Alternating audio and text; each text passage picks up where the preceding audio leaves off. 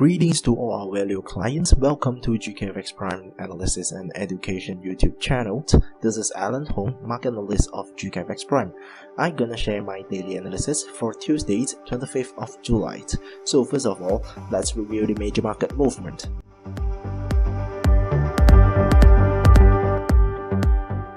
The first instruments we are referring to the dollar index in 4-hour chart. So the US dollar was pulled away from a 13-month low against a basket of currency on Tuesdays. So last stood at 94.062 and trying to shake off a recent sell-off after upbeat US economy data as investors awaited this week's Federal Reserve meeting for clues on the timing of its next policy tightening. But the US dollar's outlook remained clouded by worries that persistent political disorder would present obstacles to US President Donald Trump's stimulus and tax reform agenda. So on Monday, markets flashed surveys of US manufacturing and services both came in above expectations, which lifted US 10-year Treasury yields and helped lend support to the greenbacks.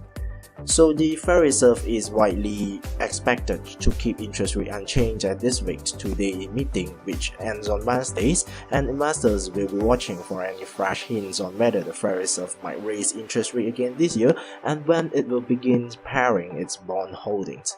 And meanwhile, the ongoing probes into the Russians made out by congressional panels and a Justice Department special counsels, as well as reduced inflation expectations, have weighed on the dollar for much of the month.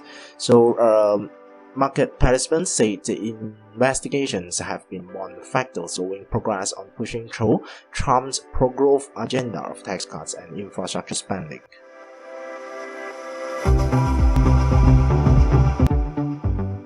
As in the Eurozone, the pair EUR-USD was erased some of its recent gains, falling 0.23% to 1.1637 as the Eurozone manufacturing and services data undershot forecasts.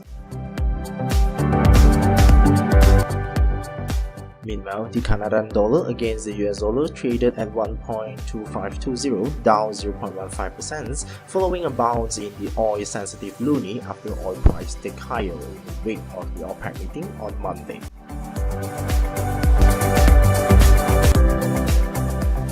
Having a tap in commodities markets, the gold price remained roughly unchanged on Monday, fell by 0.45 or 0.04% to $1,254.47 a troy ounce, as the investors mull over mostly upbeat economic data ahead of the Federal Reserve policy meeting later this week, while continued US political uncertainty limited the downside momentum. And the oil price was extended gains on Tuesday, with the US West Texas Intermediate crude oil price up 31 cents or 0.7% at $46.65 after Saudi Arabia pledged to curb exports from next month, and OPEC called on several members to boost compliance with production cuts to help rein in global oversupply and tackle flagging price. In a ministerial meeting in St. Petersburg on Monday, Saudi Energy Minister Khalid Al-Falih said the organization of the petroleum exporting country, the OPEC, and non-OPEC partners were committed to extending their existing deal to cut output by 1.8 million barrels per day beyond March 2018 if necessary. The Saudi ministers added that this country would limit the crude oil exports at 6.6 million barrels per day in August, almost 1 million barrels per day followed below level a year ago. So OPEC also agreed that Nigeria would join the deal by capping or even cutting its output from 1.8 million barrels per day once it stabilized at the level from 1.7 million barrels per day recently. Nigeria had been exempt from the output cuts. So Russian Energy Minister Alexander Novak said that an additional 200,000 barrels per day of oil could be removed from the market if compliance with a global deal to cut output was 100%. The compliance was 98% in June, the group said.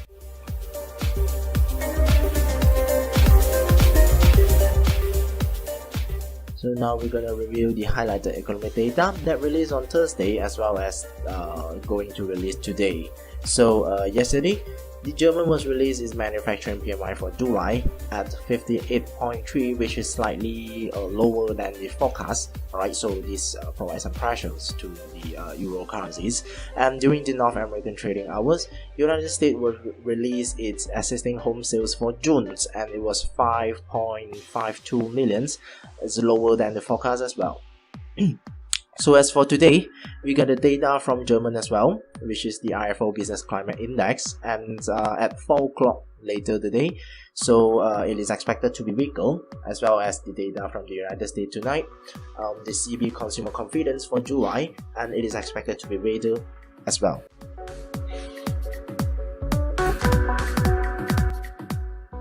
So now let's take a look for technical analysis for today.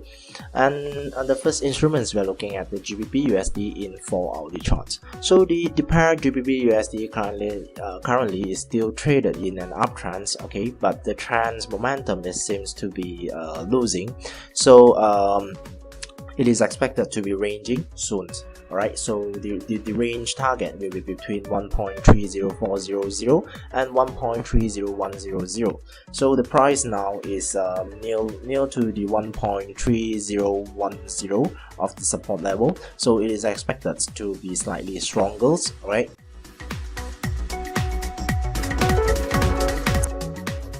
As for the euro, it is currently traded in an uptrend as well. Okay, but the momentum is still very strong for the euro against the US dollars. So referring to the MACD, although the both movement line was crossed and pointing downwards, and the momentum showed below level of 0 as well, but it's still that the trend momentum is still seems to be strong, okay, stronger. So after the price closed above 1.168 of resistance level, then it is suggested to move further higher towards the next target at 1.17600. As for the OZ is currently traded in an uptrend as well, and it was hit the target of 0.8000 of resistance level yesterday, and currently hovering below the resistance level. So referring to the MACD, the upward momentum in the MACD indicator is decreasing. So this suggested that it might probably to be ranging for short term. Alright, so it will be expected to be ranging between 0.79000 and 0.79650 for short term. Alright, so after the closures above 0.8, then it is probably and suggested to move further higher following the current upward trend.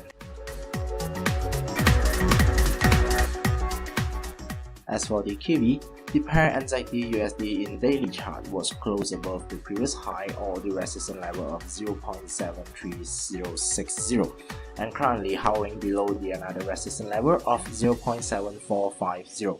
So it is still traded in an uptrend, alright, so closing above 0.7460, then it is suggested to move further higher following the current upward trend, and the next target should be at 0.75000.